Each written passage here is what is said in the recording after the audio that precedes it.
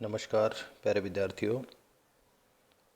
आज हम मैथिली शरण गुप्त जी के काव्य की विशेषताओं पर प्रकाश डालेंगे। मैथिली शरण गुप्त, जिनको राष्ट्र कवि के नाम से विशेषित किया जाता है, एक जाना माना नाम है काव्य के क्षेत्र में। और ये भी कहा जाता है कि द्विवेदी, हिंदी के द्विवेदी युग में वो सबसे लोकप्रिय कवि थे, या दूसरे शब्दों में द्विवेदी युग का यदि किसी ने प्रतिनिधित्व किया है, लीडिंग की है, नेतृत्व किया है, तो वो मैथिली शरण गुप्त हैं। गुप्त जी खड़ी बोली को, जो काव्य में माना जाता था कि खड़ी बोली काव्य के लायक नहीं है, काव्य के अनुरूप नहीं होती है, उसमें सरसता नहीं होती है, मैथिली शरण गुप्त वो कवि थे जिन्होंने खड़ी बोली का प्रयोग करके भी काव्य में सरसता पैदा कर दी थी। इसलिए वो बहुत अधिक ख्यात हुए, क्योंकि उसमें खड़ी बोली का बोलबाला था और उनकी रचनाओं में सरसता भी थी। उनकी भारत भारती नामक रचना वो रचना है जिसने सबसे पहले लोगों का ध्यान आकर्षित किया।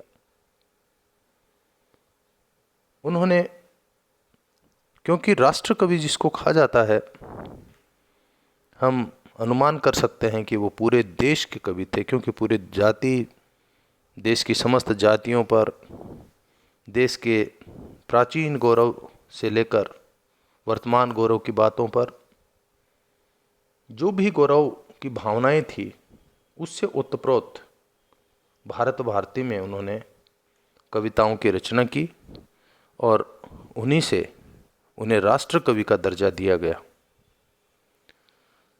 गुप्त जी के काव्य में भारत की, हमारी जो प्राचीन जो संस्कृति रही है, उसके प्रति गुप्त जी ने जो वर्णन किया है, उसको उन्होंने पूज्य भाव से देखा है। और आज हम यहाँ पर मैथिली शरण गुप्त की समस्त काव्यों की, मैथिली शरण गुप्त के काव्य में समस्त विशेषताएं जो भी समाहित हैं, उन सब का समग्र अध्ययन करेंगे। तो बिंदुवार हम एक एक बिंदु के को लेते हुए और इस विषय को स्पष्ट करने की कोशिश करते हैं। उनकी भाषा बहुत सरल सीधी रही है। हर कोई उनके काव्य को पढ़कर और सुनकर प्रभावित होता था। जो शुरुआत महावीर प्रसाद द्विवेदी जी ने कर दी थी हिंदी में खड़ी बोली का प्रयोग करने वाली, उस परंपरा को इन्होंने बखूबी आगे बढ़ाया और हमारी राष्ट्रभाषा हिंदी को प्रतिष्ठा प्रदान की। इनके ऊपर महात्मा गांधी का प्रभाव था और तत्कालीन परिस्थितियों में जब मैथिली शरण गुप्त जी का जो समय था, उस समय में हमारे देश में अनेक सुधारवादी आंदोलन चल रहे थे और इन सब सुधारवादी आंदोलनों का भी प्रभाव निश्चित रूप से गुप्त जी पर आया, क्योंकि साहित्य समाज का दर्पण होता है और समाज में जो कुछ घट रहा होता है वो निश्चित रूप से साहित्य में आता है। इसलिए ये प्रभाव उनकी रचनाओं में देखा जा सकता है। यहाँ पर गुप्त जी की काव्य की यदि हम विशेषताएं देखेंगे तो हमारा सबसे पहला ध्यान जाएगा उनकी देशभक्ति पर, देश प्रेम पर। तो पहला बिंदु हमारा हो सकता है देश प्रेम, या गुप्त जी के काव्य में देश प्रेम की भावना और राष्ट्र चेतना की भावना। किस तरह से उन्होंने राष्ट्रीयता पैदा की अपने काव्य के माध्यम से, अपनी कविताओं के द्वारा। भारत भारती, जैसा मैंने आपको पहले बताया, भारत भारती वो रचना है जिसके अंदर अनेक बार राष्ट्रीय चेतना का स्वर सामने मुखरित होकर आया है। हर किसी के तत्कालीन समय में हर किसी बच्चे के जिह्वा पर उनके सांस्कृतिक गौरव के साथ लिखी हुई अनेक रचनाएं रहती थी। हमारे पुराने गौरव की उन्होंने जिस ढंग से नए रूप में राष्ट्रीयता के साथ जोड़कर जिस ढंग से उन्होंने पेश किया, उससे हम कह सकते हैं कि उनके पहले विशेषता राष्ट्रीय चेतना की भावना या उनके काव्य में देश प्रेम की प्रमुखता। दूसरा, मैथिली शरण गुप्त के हृदय में नारी के प्रति बड़ा सम्मान का भाव था और तत्कालीन समाज में नारी की स्थिति बहुत अच्छी नहीं थी।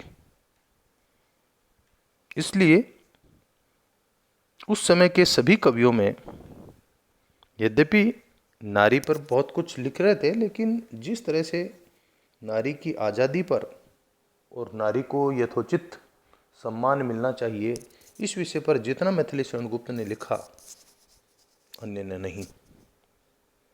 तो नारी की स्वतंत्रता और उनके सम्मान का स्वर उन्होंने अपने काव्य के माध्यम से बुलंद किया। ये ऐसी विशेषता है जो अन्यतम है, दूसरे कवियों में नहीं मिलेगी जितनी मैथिली शरण गुप्त के काव्य में मिलेगी। यशोधरा, विष्णुप्रिया, ये वो रचनाएं हैं जो नारी के आज़ादी की बात करती हैं, नारी की गौरव गरिमा को स्थापित करने की बात करती हैं। इसी तरह से पंचवटी में जिस तरह से उन्होंने सीता का वर्णन किया है, सीता के विचार प्रकट करवाए हैं, उससे तत्कालीन नारी का प्रतिनिधित्व सीता कर रही है, लेकिन उसका स्वावलंबन भी सामने आ रहा है। वो मानते थे कि मनुष्य के जीवन में नारी का बहुत अधिक महत्व है। वो एक ही रथ का परिवार रूपी रथ का दूसरा पहिया है। इसलिए उसके हृदय में कहीं पर भी हीन भावना नहीं आनी चाहिए। इसीलिए उन्होंने एक जगह लिखा है कि नर के बांटे क्या नारी की नग्न मूर्ति ही आई, माँ बेटी या बहन हाय क्या संग नहीं मिलाई। हर किसी को नारी का वो नग्न स्वरूप, नग्न मूर्ति दिखाई देती है। उसका वो स्वरूप भी तो याद कर लीजिए जिसमें वो माँ है, जिसमें वो बहन है, जिसमें वो बेटी है। कितने सुंदर भाव, कितने सुंदर विचार यहाँ पर उस नारी के लिए हैं जो उपेक्षित है। दीनहीन कमजोर नारी को केवल और केवल जो लोग इस भावना से देखते थे, उनके ऊपर ये कड़ा प्रहार है। उनकी रचनाओं से नारियों के अंदर आत्मगौरव पैदा हुआ, उनके अंदर हिम्मत बंधी। अपने एक अन्य काव्य सिद्धराज में नारी सौंदर्य का निरूपण करके उन्होंने नारी को अबला से प्रबला, यानी कमजोर से मजबूत, शक्तिशाली, साथ ही वात्सल्य प्रदान करने वाली वो माँ जो हर किसी के जीवन का सबसे महत्वपूर्ण भाग होती है, और साथ ही वो स्वाभिमानी नारी, इन सब का चित्रण भी उन्होंने बहुत अच्छे से किया है।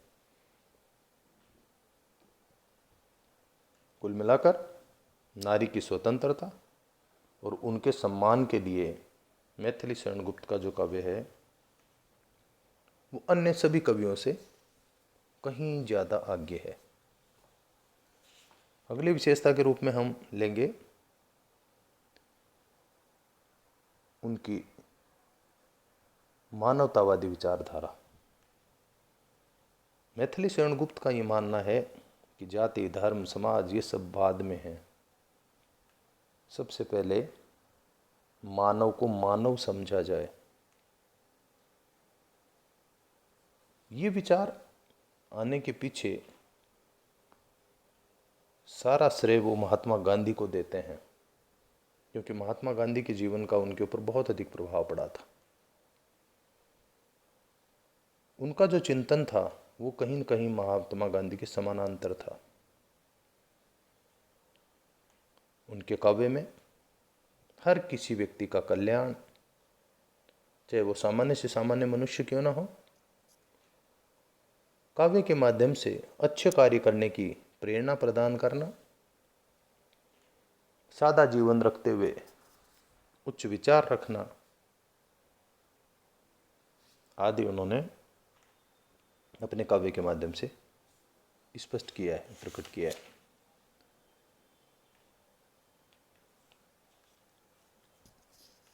इसके अलावा अगली विशेषता के रूप में हम ले सकते हैं कि उनके काव्य में समाज को आगे बढ़ाने वाली एक चेतना थी। मैथिली शरण गुप्त के काव्य में समाज को प्रगति के पथ पर ले जाने वाली चेतना थी। अपनी रचनाओं में जो जो भी उन्होंने चरित्र प्रस्तुत किए वो बहुत विशिष्ट थे, बहुत उदात्त थे, और ऐसे चरित्रों का वर्णन उन्होंने किया है जिसको पढ़कर, सुनकर, देखकर हर कोई आगे बढ़ने के लिए प्रेरित होता है। वे छोटे से छोटे नगर, छोटे से छोटे गांव ढाणी तक अपनी दृष्टि रखते थे। उन्होंने केवल एक वर्ग विशेष का वर्णन ही नहीं किया, उस गरीब व्यक्ति का भी वर्णन किया, किसान का भी वर्णन किया, नारी का भी उन्होंने वर्णन किया। जहाँ कहीं भी उन्हें दीनहीन, कमजोर जो भी दिखा उसका वर्णन किया। और अपने काव्य के माध्यम से वे कहते हैं कि राज्य वही है जिसके अंदर राजा और प्रजा समान रूप से भागीदार हों, सहभागी बने।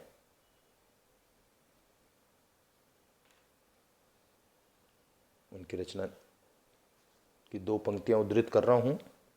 वे कहते हैं कि विगत हो नरपति रहे नर मात्र, और जो जिस कार्य के हों पात्र, वे रहें उस पर समान नियुक्त, सब जिए जो एक ही कुल मुक्त। यानी किसी भी तरह का कोई ऊंचा नीचा, राजा प्रजा का कोई भेद नहीं हो। जो जिस काम को करने के लायक है वो काम करे, और इन बंधनों से मुक्त होकर कुल से, समाज से, वर्ग से, और अपना काम आराम से वो करे। उनके अंदर वैष्णव संस्कार थे, इसीलिए महात्मा गांधी के वो निकट थे।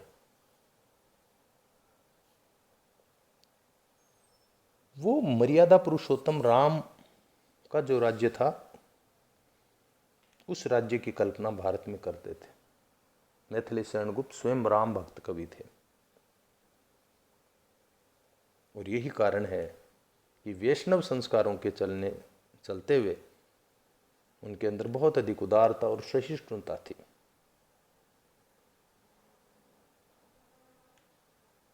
वो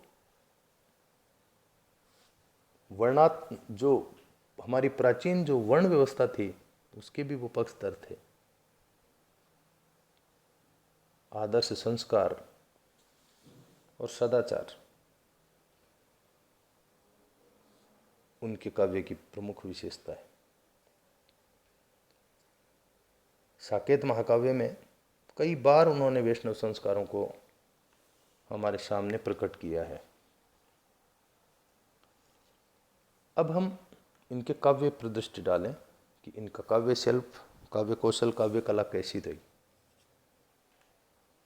तो मैंने शुरू में ही स्पष्ट कर दिया था कि गुप्त जी की जो रचनाएं हैं वो हमारे सांस्कृतिक गौरव पर, हमारे ऐतिहासिक गौरव पर आधारित हैं। तो उनकी जितनी भी रचनाओं के कथानक हैं वो हमारी प्राचीन ग्रंथों से लिए हुए हैं, उन ग्रंथों से लिए हुए हैं जिनको आज भी यदि हम पढ़ते हैं तो गौरवान्वित महसूस करते हैं। तो उन्हीं कथानकों के आधार पर उन्होंने काव्य सृजित किया। राष्ट्रीय चेतना तो थी उनके काव्य में, संदर्भ जितने लिए वो सब प्राचीन और सामाजिक, और प्रबंध और मुक्तक दोनों रूपों में उन्होंने काव्य को बांधा, और साथ ही रोचकता प्रदान करने के लिए, उसके अंदर मिठास पैदा करने के लिए कोशिश की कि काव्य में गेयता भी हो, जिससे भक्त कवियों की तरह उनको गाया जा सके।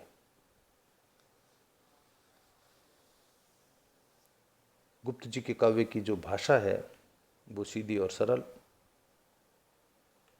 और सहज रूप से समझ में आने वाली है। कुल मिलाकर मैथिली शरण गुप्त हिंदी के बहुत ही जाने माने कवि रहे हैं। उनके काव्य में राष्ट्रीय चेतना, देश प्रेम, सबका कल्याण हो, हर कोई नैतिकता की पालना करे, हमारा जो सांस्कृतिक गौरव है उससे हमें भूलना नहीं है, ये सब उनकी रचनाओं में शामिल है। और इसी कारण उनकी रचनाएं बहुत ही प्रभावशाली हैं। बहुत अधिक अलंकारों का प्रयोग करके काव्य को भारी बनाने की इनकी तरफ से कोशिश नहीं रही है। हिंदी को बहुत ही प्रभावपूर्ण और बहुत समृद्ध बनाने में जिन कवियों का मुख्य योगदान माना जाता है उसमें मैथिली शरण गुप्त मुख्य हैं, और राष्ट्र कवि के रूप में उनकी ख्याति सदैव बनी रहेगी। धन्यवाद।